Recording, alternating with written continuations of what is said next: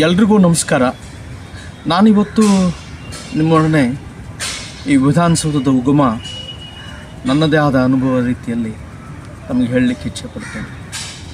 ಬಹುಶಃ ಸ್ವಾತಂತ್ರ್ಯ ಆದಮೇಲೆ ಅದರ ಇಂಪ್ಯಾಕ್ಟ್ ಹೇಗಿತ್ತು ಅಂತಂದರೆ, ಇಲ್ಲಿ ಕೂಡ ಕರ್ನಾಟಕ ಆವತ್ತಿನ ಕಾಲಕ್ಕೆ ಮೈಸೂರು ಅನ್ನೋತಕ್ಕಂಥದ್ದು ಹೆಸರು ನಾಮಪರಿಚಿತ, ನಿಮಗೂ ಗೊತ್ತಿದೆ. ಆಗ ಇನ್ನೇನು ಹೊಸ ಸರ್ಕಾರ ಆಗಬೇಕು, ಇಂಟರಿಮ್ ಸರ್ಕಾರ ಆಗುತ್ತೆ. ಮೈಸೂರಿನಲ್ಲಿರತಕ್ಕಂಥ ಮಾನ್ಯ ಮುಖ್ಯಮಂತ್ರಿ, ಆವತ್ತಿನ ಮುಖ್ಯಮಂತ್ರಿ ಕೆ.ಸಿ. ರೆಡ್ಡಿ ಅವರು ಆಗ್ತಾರೆ. ಇದಾದಮೇಲೆ ಕೆಲವು ಶಾಸಕರು ಈಗಾಗಲೇ ಮೈಸೂರಿಂದ ಬೆಂಗಳೂರಿಗೆ ರಾಜಧಾನಿ ಬದಲಾವಣೆ ಆಗುತ್ತೆ. ಬದಲಾವಣೆ ಆದಾಗ ಅಧಿವೇಶನ ಎಲ್ಲಿ ನಡೀತಾ ಇರ್ತದೆ ಅಂದರೆ, ಇದೇ ಹೈಕೋರ್ಟ್ನಲ್ಲಿ ಕೆಳಮನೆ ಮೇಲ್ಮನೆ ಮತ್ತು ಇದು ಟೌನ್ ಹಾಲಲ್ಲಿ ನಡೀತು.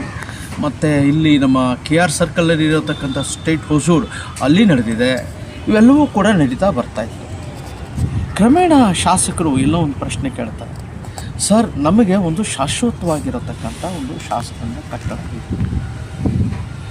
ಈ ಒಂದು ವಿಷಯ ಆವತ್ತಿನ ಕಾಲಘಟ್ಟಕ್ಕೆ, ಆವತ್ತಿನ ಕಾಲಗರ್ಭದಲ್ಲಿ ಆವತ್ತಿನ ಮುಖ್ಯಮಂತ್ರಿಯಾದ ಕೆ.ಸಿ. ರೆಡ್ಡಿ ಅವರ ಗಮನಕ್ಕೆ ಬರ್ತದೆ. ಕೆ.ಸಿ. ರೆಡ್ಡಿ ಅವರು ಏನು ಮಾಡ್ತಾರೆ, ಎಲ್ಲೋ ಒಂದು ಕಡೆ ಭವ್ಯವಾಗಿರತಕ್ಕಂಥ ಒಂದು ಶಾಸಕಾಂಗ ಕಟ್ಟಬೇಕು.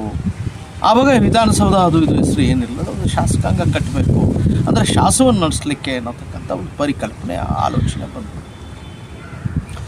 ಆಗ ಜಾಗ ನೋಡಬೇಕಾಗಿತ್ತಲ್ಲ, ಎಲ್ಲಿ ಜಾಗ ಸಿಕ್ತು? ಪೆರೇಡ್ ಗ್ರೌಂಡ್ನಲ್ಲಿ ನೋಡ್ತಾರೆ. ಈಗೇನೆ MG ರೋಡಲ್ಲಿರತಕ್ಕಂಥ ಪೆರೇಡ್ ಗ್ರೌಂಡು, ಆಗ ಮಿಲ್ಟ್ರಿ ಕ್ಯಾಂಪಸ್ ಇರ್ತದೆ, ಅದರದ್ದೇ ಆದ ಒಂದು ವೈಭವೀಕರಣವಾಗಿರತಕ್ಕಂಥ ಜಾಗ ಇರ್ತದೆ, ಅಲ್ಲಿ ಕಾಲೋನಿ ಇರ್ತದೆ ಮಿಲ್ಟ್ರಿನವರು. ಬಟ್ ಅಲ್ಲೂ ಸೂಕ್ತ ಆಗಲ್ಲ. ಇಲ್ಲಿ ನಮ್ಮ ಹೈಕೋರ್ಟಿನ ಎದುರುಗಡೆ ಎತ್ತರವಾಗಿರತಕ್ಕಂಥ ಒಂದು ಸ್ಥಳ ಏನೋ ಇದ್ದರೆ, ಈಗ ನಾವು ಏನು ವಿಧಾನಸೌಧ ನೋಡ್ತಾ ಇದ್ದೀವಿ, ಆ ಕಟ್ಟಡದ ಮೇಲೆ ಒಂದು ಭವ್ಯವಾಗಿರತಕ್ಕಂಥ ಎತ್ತರವಾಗಿರೋದಂಥ ಜಾಗ ಇರ್ತದೆ. ಅದಕ್ಕೆ ಏನು ಮಾಡ್ತಾರೆ, ನಮ್ಮ ಕೆ.ಸಿ. ರೆಡ್ಡಿ ಅವರು ಗುಸ್ತಫಾ ಕ್ರುಂಬಿಗಲ್, ಆವತ್ತಿನ ಸೂಪರಿಂಟೆಂಡೆಂಟ್ ಲಾಲ್ಬಾಗ್ ಅವ್ರನ್ನ ಕರೆಸಿ, ಸರ್ ಎಂ ವಿಶ್ವೇಶ್ವರಯ್ಯ ಅವ್ರನ್ನ ಕರೆಸಿ, ಈ ಜಾಗವನ್ನು ಹುಡುಕಿ ಕೊಡ್ರಪ್ಪ, ನೋಡಿಕೊಡಿ ಅಂತ ಹೇಳ್ತಾರೆ.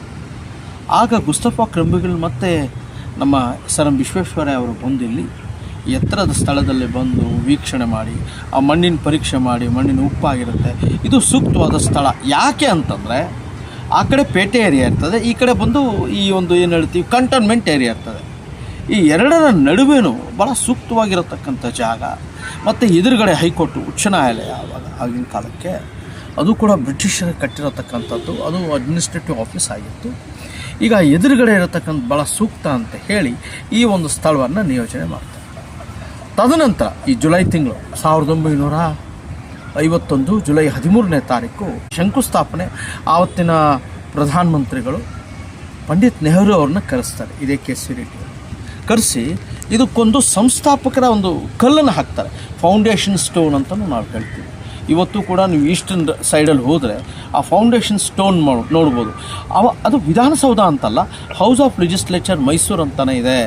This was inaugurated by Pandit Nehru. ಅಲ್ಲಿ ಆತ ಮುಖ್ಯಮಂತ್ರಿ ಕೆ.ಸಿ. ರೆಡ್ಡಿ ಅವರ ಹೆಸರು.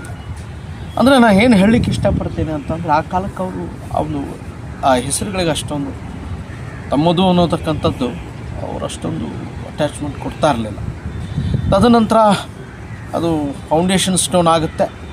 ಅದಾದಮೇಲೆ 1952ರಲ್ಲಿ ಜನರಲ್ ಎಲೆಕ್ಷನ್ಸ್ ಆಗುತ್ತೆ. ಈಗಾಗಲೇ ಸ್ವಾತಂತ್ರ್ಯ ಬಂದ ಹಿನ್ನೆಲೆಯಲ್ಲಿ ನಮಗೆ ಜನರಲ್ ಎಲೆಕ್ಷನ್ಸ್ ಆಗುತ್ತೆ. ಆಗ ಮುಖ್ಯಮಂತ್ರಿ ಕೆಂಗಲ್ ಹನುಮಂತ ಅವರು ಮುಖ್ಯಮಂತ್ರಿ ಆಗಿ ಬರ್ತಾರೆ. ಈ ಹಿಂದೆ ಇಂಟರಿಮ್ ಮುಖ್ಯಮಂತ್ರಿ ಇದ್ದು first chief minister KC. Reddy, Mysuru state. Second chief minister Kengal Hanumanthaiah ಬಂದಮೇಲೆ ಭಾಳ ಪ್ರಧಾನವಾಗಿ ಫಸ್ಟ್ ಮೀಟಿಂಗು ಅದರಲ್ಲಿ ತರಿಸ್ತಾರೆ. ಅದೇನಪ್ಪ ಇನಾಗ್ರೇಷನ್ ಅನ್ನೋದು ಮ್ಯಾಪ್ ತರಿಸ್ತಾರೆ. ಆ ಮ್ಯಾಪ್ ನೋಡಿದಾಗ ಭಾಳ ಸಣ್ಣದಿರ್ತದೆ, ವೈಟ್ ಹೌಸ್ ಮಾಡಲ್ ಥರ ಇರ್ತದೆ. ಇಲ್ಲ, ಇದು ಚಿಕ್ಕದಾಗಿದೆ, ಬೇಡ ಅಂತೇಳಿ ಇದನ್ನು ಆ ಕಡೆ ಇಟ್ಟೆ. ಆವತ್ತಿನ ಕಾಲಕ್ಕೆ B.R. ಮಾಣಿಕ್ಯ, ನಮ್ಮ ಜಯಚಾಮರಾಜೇಂದ್ರ ಒಡೆಯರ್ ಅವ್ರ ಹತ್ರ ಚೀಫ್ ಆರ್ಕಿಟೆಕ್ಟ್ ಮೈಸೂರಲ್ಲಿರ್ತಾರೆ. ಅವ್ರನ್ನ ಕರೆಸ್ತಾರೆ, ಬಾಪ ಇದಕ್ಕೊಂದು ಭವ್ಯವಾಗಿರತಕ್ಕಂಥ ಒಂದು ಬ್ಲೂ ಪ್ರಿಂಟ್ ಬೇಕು ಆ ಒಂದು ಕಟ್ಟಡಕ್ಕೆ, ನಾನು ಅದು ಹೇಳ್ತೀನಿ ಅಂತೇಳಿ ಅವ್ರನ್ನ ಕರ್ಕೊಂಡೋಗಿ ಕೂರಿಸಿ ಒಂದು ಮೀಟಿಂಗ್ ನಡೆಯುತ್ತೆ. ಒಂದು ಜನರಲ್ ಮೀಟಿಂಗ್ ನಡೆದಾಗ ಅವ್ರು ಹೇಳ್ತಾರೆ, ಕೆಂಗಲ್ ಹನುಮಂತ ಅವ್ರು ಏನು ಹೇಳ್ತಾರೆ, ನನಗೊಂದು ಶಾಸಕಾಂಗ ಕಟ್ಟಡ, ಒಂದು ಬ್ಯಾಂಕ್ವೆಟ್ ಹಾಲ್, ಒಂದು ಲೈಬ್ರರಿ, ವಾಚನಾಲಯ ಬೇಕು, ಇಷ್ಟೇ ಹೇಳ್ತಾರೆ. ಇದನ್ನು ಮನಗಂಡು ಆವತ್ತಿನ B.R. ಮಾಣಿಕ್ಯ ಒಂದು ಭವ್ಯವಾಗಿರತಕ್ಕಂಥ ಪ್ಲ್ಯಾನನ್ನು ಹಾಕ್ತಾರೆ. ಮೀಟಿಂಗಲ್ಲಿ ಒಂದು ನಕ್ಷೆಯನ್ನು ಮಾಡ್ಕೊಂಡು ಬನ್ನಿ ಅಂತ ಹೇಳ್ತಾರೆ. ಅವ್ರು ಹೇಳ್ಬಿಟ್ಟಿರ್ತಾರೆ ಕೆಂಗಲ್ ಹನುಮಂತ, ಒಂದು ವಾಚನಾಲಯ, ಒಂದು ಬ್ಯಾಂಕ್ವೆಟ್ ಹಾಲ್, ಒಂದು ಶಾಸಕಾಂಗ ಕಟ್ಟಡ ಬೇಕು, ಸಭೆ ಬೇಕು ಅಂತ. ಇದನ್ನು ಯಾವ ರೀತಿ ರೂಪಿಸೋದು? ಆವತ್ತಿನ ಬಿ ಆರ್ ಮಾಣಿಕ್ಯಂ ಭಾಳ ಚತುರ. ಆತ ಮ್ಯಾಂಚೆಸ್ಟರ್ ಯೂನಿವರ್ಸಿಟಿಯಲ್ಲಿ ವ್ಯಾಸಂಗ ಮಾಡಿ ಬಂದಿರ್ತಾರೆ, ಭಾಳ ಇಂಟೆಲೆಕ್ಚುಯಲ್ ಡೈಮಂಡ್ ಆಗಿರ್ತಾರೆ. ಬಿ ಆರ್ ಮಾಣಿಕ್ಯಂ ಅಂತಂದರೆ ಒಂದು ಫಲಫಲವಾಗಿರತಕ್ಕಂಥ ಆ ಹೆಸರಿಗೆ ತಕ್ಕಂತೆ ಅವ್ರಿಗೂ ಕೂಡ ವಿಧಾನಸೌಧನ ನಕ್ಷೆಯನ್ನು ಹಾಕ್ತಾರೆ. ಬಹುಶಃ ನನ್ನ ಬಲಭಾಗದಲ್ಲಿರತಕ್ಕಂಥ ವಿಧಾನಸೌಧದ ನಕ್ಷೆಯನ್ನು ನೋಡಿದಾಗ ಅದು ಈ ಒಂದು ಏನು ಹೇಳ್ತೀವಿ ನಾವು, ಈ ಟೆಂಪಲ್ ಆರ್ಕಿಟೆಕ್ಚರ್ ಅಂತ ಹೇಳ್ತೀವಿ. ಅಂದರೆ ದೇವಸ್ಥಾನದ ಆಧಾರದ ಮೇಲೆ, ಈ ದೇವರ ಗುಡಿಗಳ ಆಧಾರದ ಮೇಲೆ ಪ್ರಜಾಪ್ರಭುತ್ವಕ್ಕೆ ಯಾರೂ ಕೂಡ ಪರಿಕಲ್ಪನೆ ಕೊಟ್ಟಿರಲಿಲ್ಲ. ಆದರೆ ಕೆಂಗಲ್ ಹನುಮಂತೆಯವರು ದೇವಸ್ಥಾನದ ಆಧಾರದ ಮೇಲೆ ಕಟ್ಟಬೇಕು ಅನ್ನೋತಕ್ಕಂಥ ಒಂದು ಪರಿಕಲ್ಪನೆ, ಪ್ರಜಾಪ್ರಭುತ್ವದ ದೇವಸ್ಥಾನ ಅಂತ ಹೇಳಿದ್ರೆ ತಪ್ಪಾಗಲಾರದು. ಆ ನಿಟ್ಟಿನಲ್ಲಿ ಇವರು ಆ ಪರಿಕಲ್ಪನೆ ಇಟ್ಕೊಂಡು ಆ ನಕ್ಷೆ ಪ್ರಿಪೇರ್ ಮಾಡ್ತಾರೆ. ಆ ನಕ್ಷೆ ಪ್ರಿಪೇರ್ ಮಾಡಿದಾಗ ಮುಂದ್ಗಡೆ ಇರತಕ್ಕಂಥದ್ದು ಆ ಕಟ್ಟಡವನ್ನು ಕಟ್ಟಬೇಕಾದ್ರೆ ಗ್ರಾನೈಟ್ ರಾಕ್ನ ಇಲ್ಲಿಂದ ಮಲ್ಸಂದ್ರ, ಹೆಸರುಘಟ್ಟನ್ನು ತರಿಸ್ತಾರೆ, ಕೈದಿಗಳನ್ನ ತರಿಸ್ತಾರೆ. ಆವತ್ತಿನ ಕಾಲಕ್ಕೆ ದುಡ್ಡನ್ನು ಸ್ವಲ್ಪ ರಿಲೀಸ್, ಮೊದಲು ನಮಗೆ ಸ್ಯಾಂಕ್ಷನ್ ಆಗಿದೆ ಅದು 33,000. ಆಗ ರೈಸಿಂಗ್ ಸ್ಟೇಟ್, ನಮ್ಮಲ್ಲಿ ಹೆಚ್ಚು ದುಡ್ಡು ಇರಲಿಲ್ಲ, ಅದು ಕಲ್ಲು ಕಟ್ಟಡ ಮಾಡಬೇಕು ಅಂತೇಳಿ ಕೆಂಗಲ್ ಹನುಮಂತ ಅವರು ತೀರ್ಮಾನ ಮಾಡ್ತಾರೆ. ಆಮೇಲೆ ಬ್ರಿಟಿಷರ್ಸಿಂದ, ಡಿಫೆನ್ಸಿಂದ ಸೆಕೆಂಡ್ ಹ್ಯಾಂಡ್ಸ್ ಗಾಡಿಗಳು ತೊಗೊತಾರೆ ಸರಕನ್ನು ಸಾಗಾಟ ಮಾಡಲಿಕ್ಕೆ. ಇದೇ ಸ್ಥಳದಲ್ಲಿ ಇದು ಪೆಟ್ರೋಲ್ ಸ್ಟೇಷನ್ ಇರ್ತದೆ, ಪೆಟ್ರೋಲ್ ಹಾಕೋತಕ್ಕಂಥ ನೂರಾರು ಜನ ಕೆಲಸ ಮಾಡ್ತಾ ಇರ್ತಾರೆ. ಇದು ಆವತ್ತಿನ ಕಾಲಕ್ಕೆ ಶ್ವಾಸನ ಅಂತ ಬಂದು ಭವ್ಯವಾಗಿರತಕ್ಕಂಥ ಕಟ್ಟಡ. ಎಲ್ಲ ಮಾರ್ಷಲ್ ಟುಟು ಅವ್ರು ಬರ್ತಾರೆ, ಕೆಲವರು ದೊಡ್ಡ ಸರ್ವಪಲ್ಲಿ ರಾಧಾಕೃಷ್ಣ ಅವ್ರು ಬಂದು ನೋಡ್ತಾರೆ, ಹಲವಾರು ಜನ ಬಂದು ಇದನ್ನು ನೋಡ್ಲಿಕ್ಕೆ ಶುರು ಮಾಡ್ತಾರೆ. ಆಗ ಕೆಂಗಲ್ ಹನುಮಂತ ಏನು ಕಟ್ತಾ ಇದ್ದಾನೆ ಅನ್ನೋತಕ್ಕಂಥದ್ದು ಅವರಿಗೆ ಆಶ್ಚರ್ಯ ಆಗುತ್ತೆ. ಈ ವಿಸ್ತಾರ ಬಂದ್ಬಿಟ್ಟು 721 ಅಡಿ ಅಗಲ ಬಂದ್ಬಿಟ್ಟು, ಉದ್ದ ಬಂದು 721 ಅಡಿ, ಅಗಲ ಬಂದು 360 ಅಡಿ. ಆಮೇಲೆ ಎತ್ತರಕ್ಕೆ ಬಂದು ನೋಡಿದ್ರೆ ನಾವು ಅಶೋಕನ್ ಲಯನ್ ಇದೆಯಲ್ಲ, ಎತ್ತರಕ್ಕೆ ನೋಡಿದ್ರೆ 175 ಅಡಿ ಇದ್ದು. ಅಂದರೆ ಓವರಾಲ್ 2 ಕ್ವಾಡ್ರಾಂಗಲ್ ಇದೆ. ಇದು ಸುಮಾರು ಒಂದು 3 ಅಂತಸ್ತಿನ ಕಟ್ಟಡ.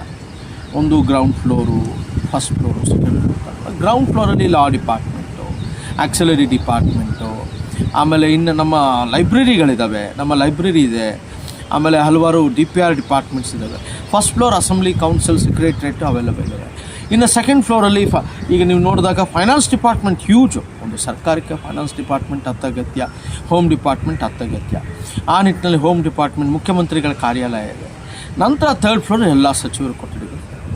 ಅದಕ್ಕೆ ನಮ್ಮ ಕಮಿಟಿ ಹಾಲು, ಕಾನ್ಫರೆನ್ಸ್ ಹಾಲು ಅಂತಲೂ ಹೇಳ್ತೀವಿ. ಕಮಿಟಿ ಹಾಲ್ 313, ಕಾನ್ಫರೆನ್ಸ್ ಹಾಲ್ 334 ಇದೆ. ಇದೇ ಭಾಗದಲ್ಲಿ ಎದುರುಗಡೆ ಕಾನ್ಫರೆನ್ಸ್ ಹಾಲ್ ಇದೆ.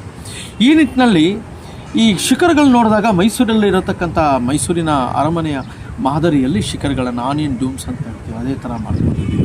4 ಕಡೆ 4 ನೋಡಿದಾಗ ವಿವಿಧವಾಗಿದೆ. ಈ ಕಡೆ ನೋಡಿದಾಗ ನೀವು KRS ಗೇಟ್ಗೆ ಹೋದಾಗ ಯಾವ ರೀತಿ KRS ಗೇಟ್ ಕಟ್ಟಿದ್ದಾರೆ ಅದೇ ರೀತಿ ಇಲ್ಲಿ ಕೆತ್ತನೆ ಆಗಿದೆ. ಆಮೇಲೆ ಇನ್ನೊಂದು ಈ ಮೇಲ್ಗಡೆ ಕಲ್ಲಿನ ಮೇಲೆ ಧರ್ಮೋ ರಕ್ಷಿತ ಅನ್ನೋತಕ್ಕಂಥ ನಾಣ್ಣುಡಿ. ಆ ಕಡೆ ನೋಡಿದ್ರೆ ದೇವರ ಕೆಲಸ, ಸರ್ಕಾರದ ಕೆಲಸ, ದೇವರ ಕೆಲಸ, ಇವೆಲ್ಲವೂ ಕೂಡ ಕೆಂಗಲ್ ಹನುಮಂತನಿಗೆ ಬಹಳ ಪ್ರಿಯವಾಗಿರತಕ್ಕಂಥದ್ದು, ಆತ ನಂಬಿರತಕ್ಕಂಥ ಸಿದ್ಧಾಂತ. ಆ ನಿಟ್ಟಿನಲ್ಲಿ ಆತನ ಕೆತ್ತಿಸಿದ್ದಾರೆ. ಇನ್ನು ಆ ಕಡೆಗೆ ನಾರ್ತ್ ಗೇಟಿಗೆ ಹೋದರೆ, ನೀವು ಸೌತ್ ಗೇಟಿಗೆ ಹೋದರೆ ಈ ನಮ್ಮ ಬುದ್ಧಿಸ್ಟ್ ಸ್ಕಲ್ಪ್ಚರ್ ರೀತಿಯಲ್ಲಿ ನೋಡಿದೆ. ಈ ಕಡೆಗೆ ಬಂದು ಈಸ್ಟರ್ನ್ ಗೇಟ್ ನೋಡಿದ್ರೆ ಈ ಗ್ರೀಕ್ ದೇಶದಲ್ಲಿ ದೊಡ್ಡ ಪಿಲ್ಲರ್ಸ್, 14 ಪಿಲ್ಲರ್ಸ್ ಇಟ್ಟು ಗ್ರ್ಯಾಂಡ್ ಸ್ಟೆಪ್ಸ್. ಆ ಗ್ರ್ಯಾಂಡ್ ಸ್ಟೆಪ್ಸ್ ಮಹತ್ವ ಏನಂತಂದರೆ ರಾಷ್ಟ್ರಪತಿ ಭವನಿಗಿನ ದೊಡ್ಡ ಗ್ರ್ಯಾಂಡ್ ಸ್ಟೆಪ್ಸ್ ಅದು. ಇತ್ತೀಚೆಗೆ ಎಲ್ಲ ಕಾರ್ಯಕ್ರಮಗಳು, ನನಗೆ ಕೂಡ ಒಂದು ಕಾರ್ಯಕ್ರಮ ನಡೀತು. ಇದು ಏನೋ ಫೋರ್ಸೋನಿಕ್ ಡಿಪಾರ್ಟ್ಮೆಂಟ್, ಪೊಲೀಸ್ನವರು ಒಂದಷ್ಟು, ಅಂದರೆ ಇವೆಲ್ಲವೂ ಕೂಡ ಮಾನ್ಯ ಮುಖ್ಯಮಂತ್ರಿಗಳು ಇಲ್ಲಿ ಅನಾವರಣ ಮಾಡತಕ್ಕಂಥ, ಅಂದರೆ ಎಲ್ಲ ಕಾರ್ಯಕ್ರಮಗಳು ಗ್ರ್ಯಾಂಡ್ ಸ್ಟೆಪ್ಸಲ್ಲಿ ನಡೆಯತಕ್ಕಂಥ ಒಂದು ಪರಿಪಾಠ ಆವತ್ತಿನ ಸರ್ಕಾರಕ್ಕೂ ಇದೆ, ಬರೋತಕ್ಕಂಥ ಸರ್ಕಾರಕ್ಕೂ. ಅಂದಿನ ಸರ್ಕಾರ ಅದಕ್ಕೆ ಯಾರು ಬುನಾದಿ ಹಾಕಿದ್ರು ಅಂದಿನಿಂದನೂ ಬರ್ತಾನೆ ಇದೆ.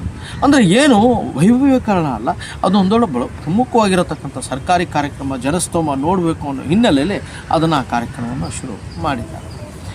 ಇನ್ನು ಮೇಲಾಗಿ ಈ ಆರ್ಕಿಟೆಕ್ಚರ್, ವಿಧಾನಸೌಧದ ಆರ್ಕಿಟೆಕ್ಚರ್ ನೋಡಿದಾಗ ಎಲ್ಲ ಡಿಸೈನ್ಸು ಇದರಲ್ಲಿ ಅಡಕವಾಗಿದೆ. ರಾಜಸ್ಥಾನಿ ಇರ್ಬೋದು, ಜಾರಕಿಹೊಳ ಇರ್ಬೋದು, ಅಥವಾ ನೀವು ಏನು ಈ ವೆಸ್ಟರ್ನ್ ಡಿಸೈನ್ ಇರ್ಬೋದು, ಬ್ರಿಟಿಷ್ ಇರ್ಬೋದು, ಅಥವಾ ಇಂಡೋ ಸ್ಯಾರನಿಕ್ ಸ್ಟೈಲ್ ಇರ್ಬೋದು, ಇವೆಲ್ಲವೂ ಕೂಡ ಇದರಲ್ಲಿದೆ. ಡ್ರಾವಿಡರ್ ಸ್ಟೈಲಿನೋ, ಅಂದರೆ ನ್ಯೂ ಡ್ರಾವಿಡಿಯನ್ ಸ್ಟೈಲಲ್ಲಿ ಈ ಮನೆ ಕಟ್ಟಡ ಕಟ್ಟಿದೆ.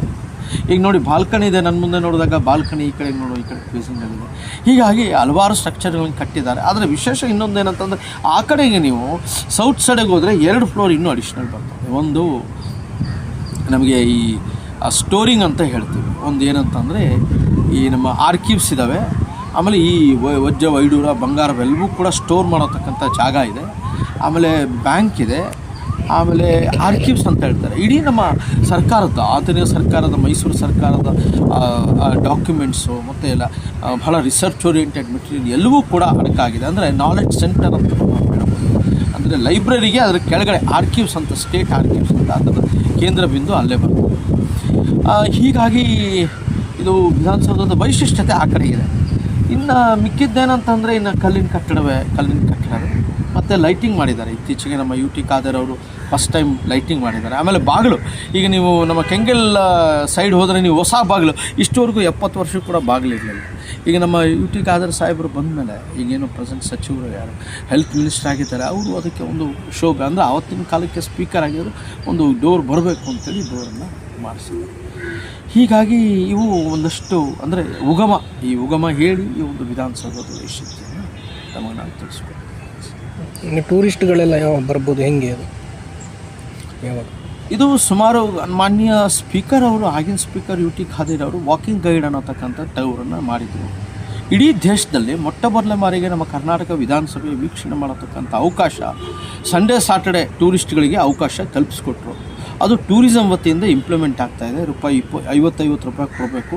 ಟೂರಿಸಂ ಡಿಪಾರ್ಟ್ಮೆಂಟ್ ಅವ್ರದ್ದು ವೆಬ್ಸೈಟ್ ಇದೆ, ಅದರಲ್ಲಿ ರಿಜಿಸ್ಟರ್ ಮಾಡ್ಕೊಬೇಕು, ಅದರಿಂದ ಬರಬೇಕು. ಅದರಿಂದ ಆನ್ಲೈನ್ ಬುಕ್ಕಿಂಗ್ ಇರ್ತದೆ. ಅದರಿಂದ ಬಂದಾಗ ನಮ್ಮಲ್ಲಿ 10 ಜನ ಟೂರಿಸ್ಟ್ ಗೈಡ್ಸ್ ಇದ್ದಾರೆ. 20 ಜನಕ್ಕೆ ಒಬ್ಬೊಬ್ಬರು ಮಾಡಿ ಸಂಡೇ ಸಾಟರ್ಡೆ ಅವರಿಗೆ ಈ ಒಂದು 9 ಜಾಗಗಳ ವಿಧಾನಸೌಧದಲ್ಲಿ ತೋರಿಸ್ತೀವಿ. ಒಂದು ಫೌಂಡೇಶನ್ ಸ್ಟೋನು, ಒಂದು ಬ್ಯಾಂಕ್ವೆಟ್ ಹಾಲು, ಒಂದು ಶ್ರೀಗಂಧದ ವಿಧಾನಸೌಧ ಮಾಡಲು, ಆಮೇಲೆ ಅಸೆಂಬ್ಲಿ ಹಾಲ್ ಬಟ್ ಕೌನ್ಸಿಲ್ ಹಾಲ್ ನೋಡೋಕ್ಕಾಗಲ್ಲ. ಆಮೇಲೆ ಮುಖ್ಯಮಂತ್ರಿಗಳು ಅಲ್ಲೆಲ್ಲ ನಮಗೆ ಆಕ್ಸೆಸ್ ಇರಲ್ಲ. ಆ ಕೆಳಗಡೆ ನಮ್ಮ ಕೆಂಗಲ್ ಸ್ಟ್ಯಾಚ್ಯೂಗೆ ಹೋಗ್ತೀವಿ. ಈ ಕಡೆ ಬಂದು ಇಲ್ಲಿ ರೋಸ್ ಪಾರ್ಕ್ ಬರ್ತೀವಿ. ಅದ ನಂತರ ಇದು ಗ್ರ್ಯಾಂಡ್ ಸ್ಟೇರ್ಸ್ ಬಂದು ಫೋಟೋ ತೊಗೊಂಡು ಅಲ್ಲಿ ಅಂದರೆ 9 ಜಾಗಗಳು ಭಾಳ ಪ್ರಮುಖವಾಗಿ ಅಲ್ಲಿ ನೋಡ್ಕೊಂಡು ಬರ್ತೀವಿ. ಇದು walking guide to the Vidhana Soudha ಅನ್ನೋತಕ್ಕಂಥದ್ದು ಪರಿಕಲ್ಪನೆ ಈಗಾಗಲೇ 1 ವರ್ಷ ಆಗೋಯಿತು.